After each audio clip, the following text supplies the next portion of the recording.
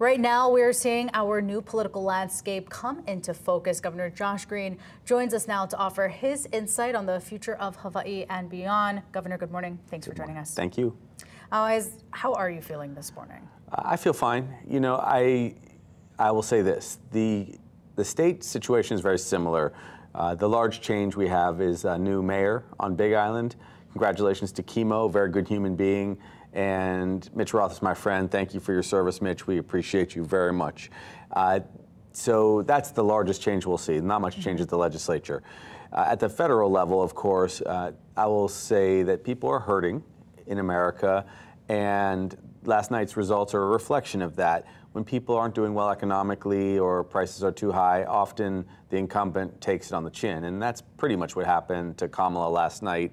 The nice thing about our government and our country, one of the extraordinary things, is we have a democracy, we have elections, and then we have a peaceful transfer of power. I think that's what we're already seeing. I haven't heard any reports of terrible fighting or anything of the sort. And that's an important thing to remember as people, many of whom probably in Hawaii voted for Kamala and Tim. They're feeling terrible. I know we have to support them and show respect for people who feel a sense of loss today, but we also have to celebrate the country, that we move on peacefully. You've, of course, been very supportive and vocal about your support for Kamala Harris. Is now with Donald Trump being the president-elect, what will be your first order of business with a new president? Well, it's interesting because the new president is the old president, and I served as lieutenant governor during COVID the first year with the Trump administration, and we worked well together. I was very supportive of policies that help protect our people. As everyone knows, Hawaii did very well with the pandemic as compared to other states. So I've been in office with with President Bush and with President Obama and then President Trump and then Biden. So I've seen Republicans and Democrats. My general feeling is we have to care for one another, be very supportive of people who are struggling and suffering, and that defies the political parties and the partisanship that we see. So let's definitely heal our country. That would be very good, and I'll do my part and then some to that end. Do you have any words of advice for President Trump as he looks to unify the country? Yeah, I felt from the beginning that one of the things the president could do is help rebuild the country, and that's been a focus of his in his life, building infrastructure and buildings. If he wants to have a very popular second term, doing that, which is pretty nonpartisan, would be one place to go. America needs help with its housing and bridges and schools, and if he'd like to channel some of the things that FDR did, which made FDR an incredibly popular legend-type president, that's my advice. I thought that that's what he would have done in the first term. He also has the benefit of being in his final 4 years in office, and that means he can, if I would advise, defy the political labels and go and do what's best for people who need him the most. A lot of people voted for President Trump last night because economically they feel adrift, they feel left behind, and he has an opportunity, like we did here in Hawaii, to do tax breaks for the middle class and people who are, Alice family's really struggling paycheck to paycheck. He could do the same. He could do what Hawaii did, and that's consistent with some of the political ideology that the Republicans have, which is to lower taxes. So I think that would be great. I always have hope. I will just say this to all the women out there. I'm feeling for you. I know Jamie and Maya were really sad this morning because I think women feel like they are collateral damage in some ways because of the rhetoric and reproductive rights. And Hawaii, we are going to protect those rights, and we already have done it, frankly. So our state is going to do very well, but the nation is still in conflict, and I think someone's going to have to heal it. Looking at our local elections, you mentioned not too many changes there, but let's talk about the long lines that we were seeing yesterday. I spoke to some family and friends who were in line for more than 4 hours yesterday at Honolulu Hale. Not enough voter centers is, a lot of what we are seeing. How do we avoid this the next election cycle? Mail in your votes. Mail in votes early. It doesn't take any time and there's no line. And frankly, it's a very good way to go. But the nation is going to move away from these long lines, I believe, and I mean voting on a single day.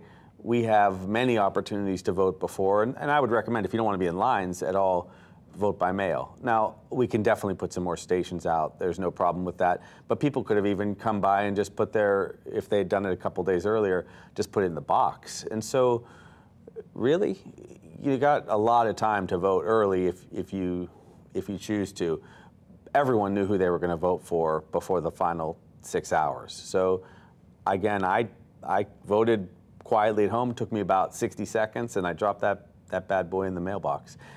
What about, I guess, the people, who don't want to vote by mail, whether that is they just enjoy going on election day, it's what they've always done. I know that's what some of our kupuna were saying.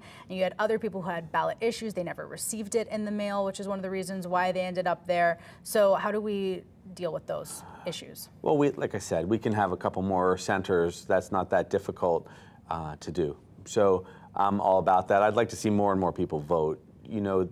Again, the vote by mail is very safe and protected, but sure, if you didn't get your ballot, you have to have options. We want everyone to vote. Our democracy has been pretty steady and stable here in Hawaii, but our voter turnout has been relatively low for decades. Again, places that have perfected this method got up to 90%, I think, of the vote-in from their registered voters by mail. So we'll take a good look at that to make sure.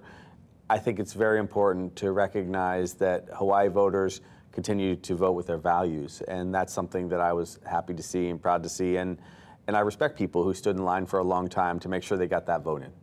As for those who still did not come out to vote, what do you want to say to them? Because as you mentioned, we do historically have a very low voter turnout, and we did see maybe some of those numbers change a little bit this election cycle, but not a whole ton. Well, the more votes, the better. Again, I feel strongly about that. I will say this, though. We can usually tell, even with a very small sample size, what the population wants. That's what polling is about. And polls are usually 600 or 800 people, and when we vote, we have several 100,000 people.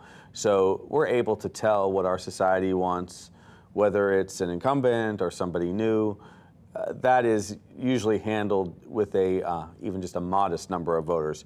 Again, go out and vote. Get your buddies to vote, get friends to vote. That's what I've been doing since 2004. I make sure that I reach out to everyone that I've ever met, and it usually goes well if you are able to get your affinity groups to go to the polls.